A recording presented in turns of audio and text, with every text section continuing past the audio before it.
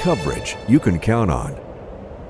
We say all of the time, and rightly so, what a wonderful place it is to live here in Chattanooga and Hamilton County, full of nice people who are always eager to step in and help. That includes the surrounding areas in North Georgia and Alabama as well. But once a year, the American Red Cross has an opportunity to really salute some local heroes who've gone above and beyond. And Julia Wright is on the show with us this morning. Happy to get that celebration started. So good to see you. Thank you for having me. It's the Heroes Luncheon, and I think I am right. It's just once a year, right? It is. This is our 16th annual Heroes Luncheon, where we'll be honoring local folks that have been nominated by our community and selected as this year's Heroes Award honorees. I think it's an amazing thing because, as I understand it, that during the day when you're recognizing them at that luncheon, many of them are first responders that's their calling in life. But sometimes they're just average civilians who stepped in a crisis and did something remarkable. Is that right? Occasionally they are first responders who do that for a living, but on the most part they're not. This year we're honoring a gentleman from Wright Brothers Construction, Jacob Grammer,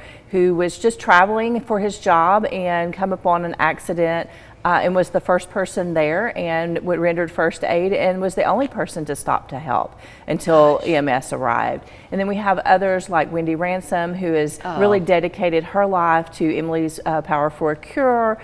And then we have others like Denise Kell, who has spent the last 20 years feeding her community at the Sequatchie County Food Bank. So we have a lot of different ones that are not necessarily first responders. We do have one that is an actual first responder this year, Nick Wilson, who unlike his normal saves, he actually saved an animal. I mean, it's going to be a great story about how he saved someone's pet from a fire. Oh, wow. So, okay, I'm interested to go back to Wendy's part of the story and Denise Kell. Is that right? That's her name? That's correct.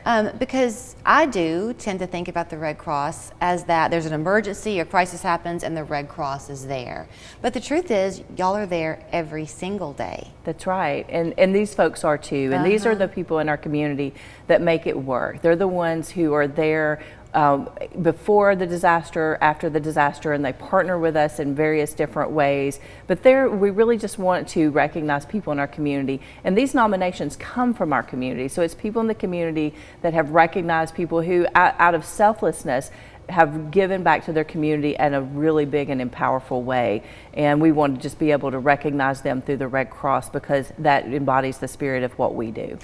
On a day-to-day basis, at the Red Cross, what do you do? If someone is watching this morning and thinking, okay, I'd love to come to the luncheon and let my ticket entry in, kind of go back to support them, but I want to be more involved. Are y'all looking for volunteers? Absolutely. So right now, one of the biggest needs we have for volunteers is with our disaster response teams. Those teams are typically a team of 2 individuals that will go to a home fire when it happens at all hours of the day or night, and they're called out and they're there to provide comfort and support and help those families with those immediate needs of food, clothing, and shelter, and then help them get connected through the Red Cross and other resources to build their long-term recovery plan in a situation where it has been just put upon them suddenly and they're having to reevaluate everything that they have known and how they live and try to recreate their life to some kind of normalcy. So we're there to help them through that process. You must sit back and watch those volunteers and just scratch your head in amazement. Absolutely. That somebody has that kind of heart. Absolutely, and they're very, very dedicated volunteers. You know, this isn't isn't the easiest volunteer opportunity that we have.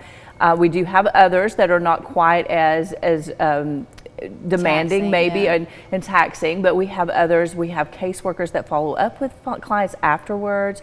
We have what we call a dispatcher duty officer. That person's the one that sends out all the calls. So there's lots of opportunities to volunteer at the Red Cross with our disaster relief program, anything from becoming a shelter worker and deploying into other areas, or even here, unfortunately, if we have to open a shelter, to working with our volunteer services teams to help encourage and recognize other volunteers. So there's lots of opportunities for different skill sets, and if you're interested in the Red Cross, I'm sure we have something that would be of interest to about anyone. So often you find that somebody gets into their line of work or their hobby or whatever because of a life experience. Yes. So sometimes do your volunteers, have they been benefited themselves by the Red Cross? Actually, we do have some volunteers that have come back to us not just a year or two, like 20 years later. Wow. We have a volunteer now who comes in several days a week and works at the front desk and greets folks.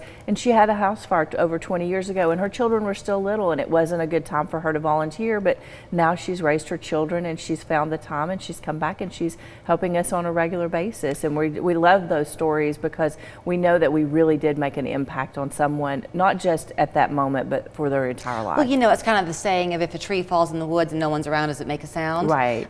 People do good things every day. That's right. And there might not be anyone there to see it, but it doesn't mean the good thing didn't happen. That's exactly the purpose of this honorees, is that these folks are doing things every day, and we want to make them special and let the community recognize them as well. Yes. And it's just a wonderful feeling to be able to recognize them. And we work with the station here, and Cindy Sexton is our MC every year. She does such a fabulous job with that, and it's really a great event. It is at lunchtime, so it does last about an hour and a half, so we try to get everybody out so they can go quickly. But tickets are still available at redcross.org/realheroes. So if anyone's interested in coming to our event, we would love to have you and help us recognize these folks in our community. They deserve the round of applause they get that day. Absolutely. Thank you, Julia. Thank you for having me.